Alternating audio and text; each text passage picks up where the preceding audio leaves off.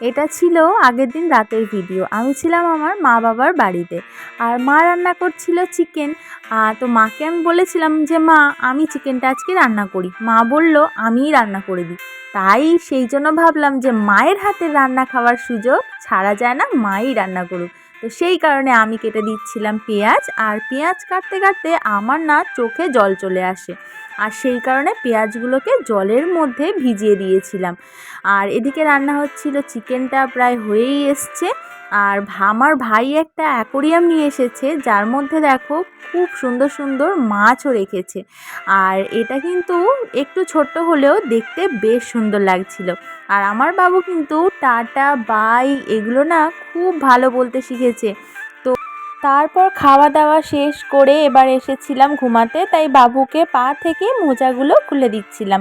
যেহেতু ও ছোটো, তো সেই কারণে কিন্তু সব কিছু খুলে তারপরে কিন্তু ওকে ঘুম পাড়াই।